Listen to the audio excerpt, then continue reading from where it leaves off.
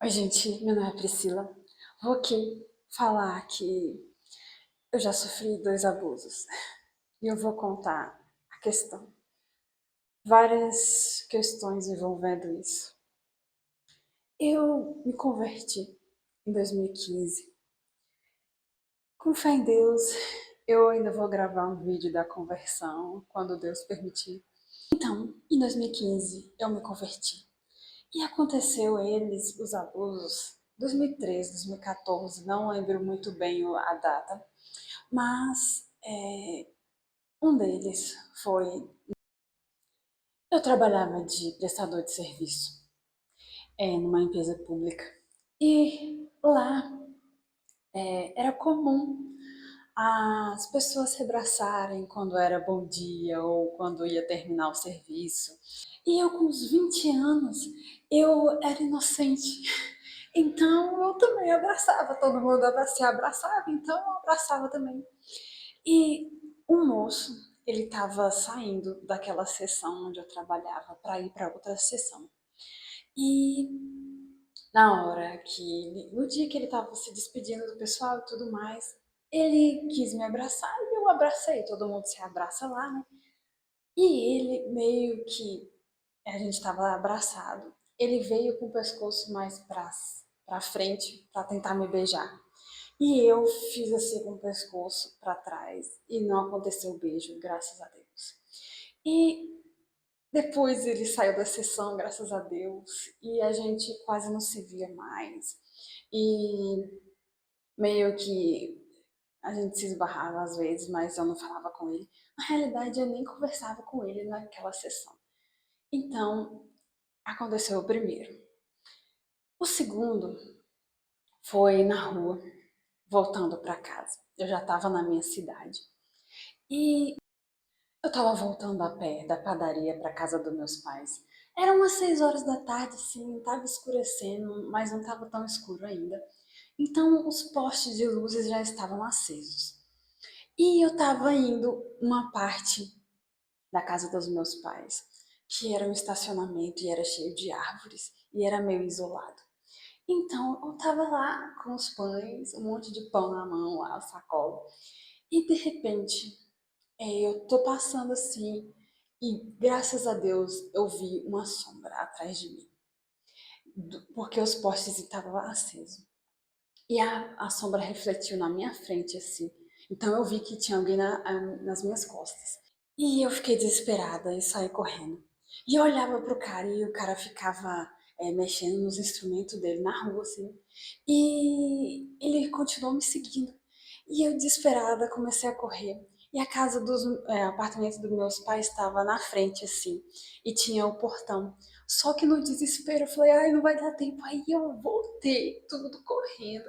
E dei a volta no quarteirão, assim. E chorando.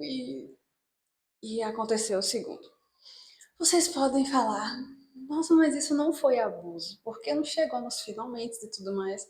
Foi abuso, sim, porque mudou terrivelmente minha mentalidade.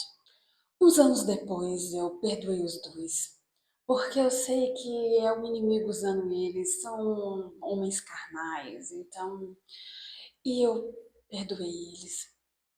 E um deles eu não consegui ir atrás, porque eu nem conhecia que foi o cara que aconteceu na rua. O outro moço do meu ex-emprego, eu tentei ir atrás dele, mas Deus não deixou. E Deus depois me fez saber que o cara era alcoólatra, via pornografia, então ele talvez ia me agarrar de novo se eu fosse atrás dele. Mas o ano passado eu tentei encontrar rede social, telefone, mas eu não achei. Então, também eu tive que me perdoar, porque veio culpa na cabeça, achando que era porque eu estava vestindo tal roupa e eu tinha que ter mudado sei lá o quê. E eu também tive que me perdoar. E só ressaltando uma questão de que é uma mentira quem sofreu abuso ser culpado. Era uma mentira que eu carregava na minha mente que eu tinha que ter feito alguma coisa, tinha que ter vestido alguma coisa diferente. É mentira, tá? Então, essa questão de perdão Tem que acontecer porque não dá para ficar levando fardo pesado e daqui a pouco tem doença e vem culpa. E isso nos afasta de Deus, então tem que acontecer o perdão. E o perdão leva tempo, sim. A gente tem que ficar falando para si mesmo que perdoou, que eu me perdoei, até ir aliviando. E daqui a uns meses a gente começa a sentir que se perdoou mesmo, que foi perdoado as outras pessoas. E é isso. E a questão de que isso foi abuso, sim, porque mudou minha mentalidade. Eu, agora, o ano passado, que Deus me revelou que eu pensava que ia ser abusada a todo momento quando saía na rua. Ou quando tinha pessoas, homens que eu não conhecia perto, porque eu me reprimia. Eu ficava desconcertada. E toda vez que precisava passar na rua, assim, perto de um homem, eu meio que ficava com medo. E isso era um pensamento de que poderia acontecer alguma coisa. E sempre que passava na rua e eu tinha que passar perto de algum homem, eu colocava as mãos para trás assim para tampar o meu bumbum, para não ficar eles não verem. Tinha hora que eu usava roupa largona, cobrindo o bumbum para eles não verem também. Então, era algo que tinha que ser curado. E 11 anos depois, Deus me curou disso. Como é algo que sempre tem que ser cutucado porque tá machucado, né? Então tem que limpar, tem que mexer no ferimento para curar. E Deus fez isso. Então, eu tive que correr atrás para curar muitas coisas, para eu me libertar disso. Uma das questões foi eu saber que eu sentia solidão. Eu pensei que eu estava sozinha naquele momento e depois Deus me revelou em terapia, Deus me revelou com experiências de que Ele estava comigo o tempo todo, que podia ter sido pior. E eu fui curando a solidão. E eu fiz muitas e muitas estratégias para sempre lembrar que Deus está comigo em todo momento.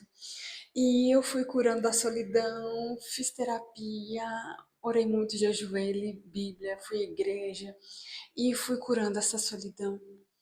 E uma das coisas mais lindas que Deus fez é que Ele andou comigo nas ruas para eu ser curada. E eu imaginava que Deus estava andando comigo.